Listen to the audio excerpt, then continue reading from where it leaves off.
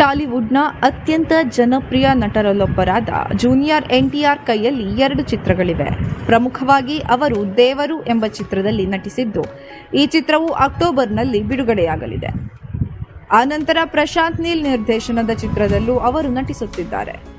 ಈ ಮಧ್ಯೆ ತಾರಕ್ ಬಾಲಿವುಡ್ಗೆ ಹಾರುವುದಕ್ಕೆ ಸಜ್ಜಾಗಿದ್ದಾರೆ. ಅಷ್ಟೇ ಅಲ್ಲ, ನೆಗೆಟಿವ್ ಪಾತ್ರವೊಂದರಲ್ಲಿ ಮಿಂಚುವುದಕ್ಕೆ ತಯಾರಿ ನಡೆಸಿದ್ದಾರೆ.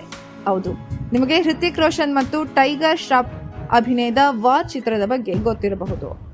ಕೆಲವು ವರ್ಷಗಳ ಹಿಂದೆ ಬಿಡುಗಡೆಯಾದ ಈ ಚಿತ್ರವು ಬಾಕ್ಸ್ ಆಫೀಸ್ನಲ್ಲಿ ಬ್ಲಾಕ್ ಬಾಸ್ಟರ್ ಎನಿಸಿಕೊಂಡಿತ್ತು. ಈಗ ಆ ಚಿತ್ರದ ಮುಂದುವರಿದ ಭಾಗ ಬರುತ್ತಿದ್ದು, ಆ ಚಿತ್ರದಲ್ಲಿ ಜೂನಿಯರ್ NTR ನಟಿಸುತ್ತಿದ್ದಾರೆ. ಅಷ್ಟೇ ಅಲ್ಲ, ಈ ಚಿತ್ರದ ಮೂಲಕ ಬಾಲಿವುಡ್ಗೆ ಎಂಟ್ರಿ ಕೊಡುತ್ತಿದ್ದಾರೆ. ಈಗಾಗಲೇ ಹೃತಿಕ್ ಭಾಗದ ಚಿತ್ರೀಕರಣ ಮಾರ್ಚ್ ಮೊದಲ ವಾರದಿಂದ ಪ್ರಾರಂಭವಾಗಿದ್ದು, ಜೂನ್ವರೆಗೂ ನಡೆಯಲಿದೆಯಂತೆ. ಇನ್ನು ಏಪ್ರಿಲ್ನಿಂದ ಜೂನಿಯರ್ NTR ಚಿತ್ರತಂಡ ಸೇರ್ಪಡೆಯಾಗಲಿದ್ದಾರೆ.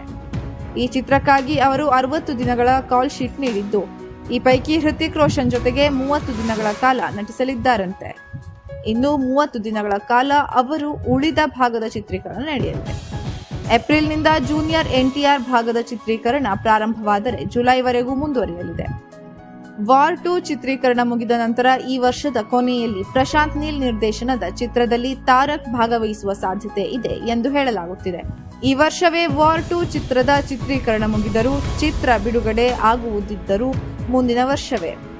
ಅಲ್ಲಿಯವರೆಗೂ ಹೀರೋ ಆಗಿ ಮಿಂಚಿದ್ದ ಜೂನಿಯರ್ NTR ಈಗ ಮೊದಲ ಬಾರಿಗೆ ನೆಗೆಟಿವ್ ಪಾತ್ರದಲ್ಲಿ ಹೇಗೆ ಕಾಣಬಹುದು ಎಂಬ ಪ್ರಶ್ನೆಗೆ ಉತ್ತರ ಬೇಕೆಂದರೆ ಇನ್ನೂ 1.5 ವರ್ಷ ಕಾಯಲೇಬೇಕು.